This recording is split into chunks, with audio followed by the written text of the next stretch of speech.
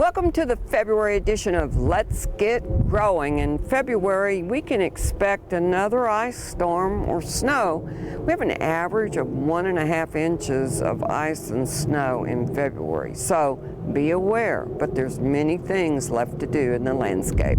At this time, you're going to have to either mow or spray those winter weeds.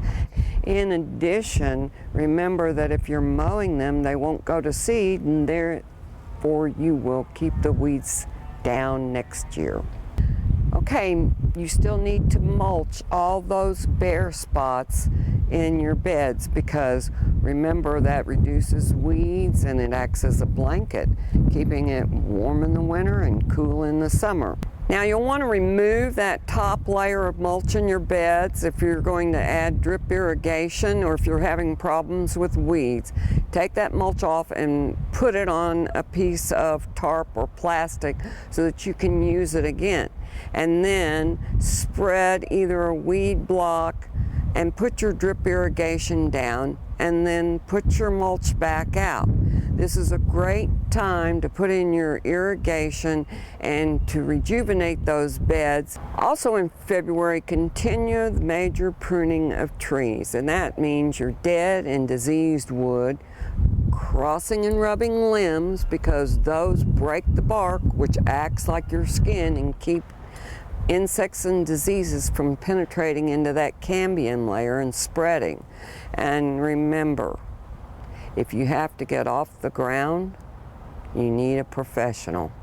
In February, you want to cut back all those freeze-damaged beds by February 15th, and make sure that you take all that debris, remove it from the bed, and add it to the compost pile. Last but not least, we still need to feed the birds, increase our wildlife habitat. They'll eat those insects and get rid of mosquitoes. Well, today we're going to show you how to divide this succulent, and it's called a squirrel's tail. And it also blooms a white bloom that's just started right here. Now, you usually don't divide them when they're starting to bloom, because they're going to quit blooming. But in this case, you can see we're at the point where we need to repot, because I'm watering this almost every other day, and it's a succulent. So we're going to have to increase its viability by repotting. Put your fingers in around the base and just work it out. Now you can see why we're having to repot. You could take this and just put it into another container, but we actually want to share. So how do we start? We're going to take our hand trowel and cut down. When we've done this, it allows us to get in there and pull it apart. And as you can see, we've uncovered many little babies. And what we're going to do is decide what size container this should go into. And in that decision-making process, you look at how big the bulb is. And as you can see, we've got many little babies coming off here. Now, theoretically, each one of these could be repotted, but you see how this grew in a cluster, and it looks really nice. So let's just see how many we come out with first. And once again, just kind of pull them apart, and it'll tell you where it wants to break, because it's the easiest to pull apart. Once again, clean it up a little bit. Get down to some viable roots. As you can see, they're nice and white, where some of these were kind of brown. And look, we could even go further.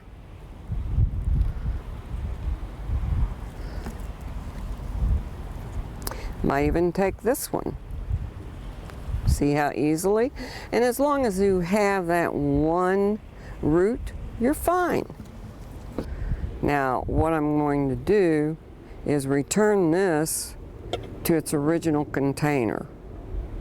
And you see it just looks good in this container. So remember that it's going to have the little spots on the leaves, white flowers.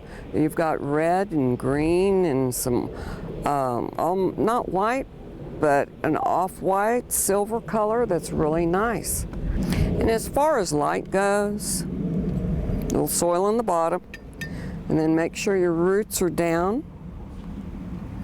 Roots down, leaves up. And add the soil gently, a little bit more. The beauty of this container is it has a built-in lip. And see? We have a nice container of squirrel's tail.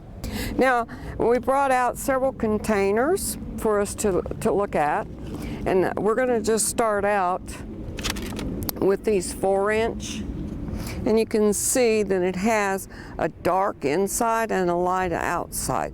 The reason why is if you're using an all-white container, the roots are going to want to pull away from that white if it's on the inside, because plants grow in the dark. The roots grow in the dark. So we're going to take this one, and you can see that its root system just fits perfectly in a 4-inch pot. And then once again, go around the edge. That way we're getting it in the middle of the pot.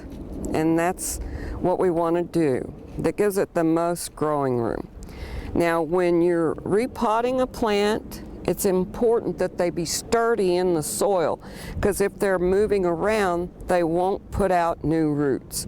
The pups that we have, or the baby bulbs on here, are a little bit older than some of these that we were dealing with. See, these are brand new. These are a little bit more aged. So what we're going to do is put this into a smaller container. And these are actually considered a 2-inch.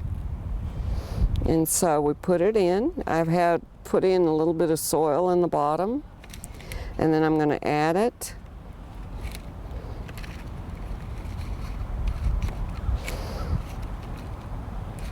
And they'll stay in this container for about a month. And when you see viable new growth, you'll know it's time to step it up.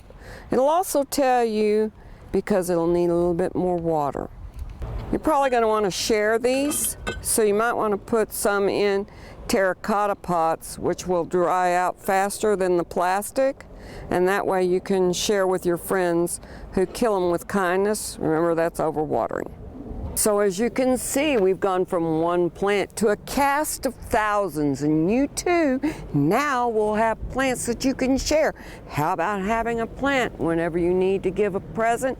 You go pull one of these out and give them to a friend, because remember, they'll grow for you. They've grown for me.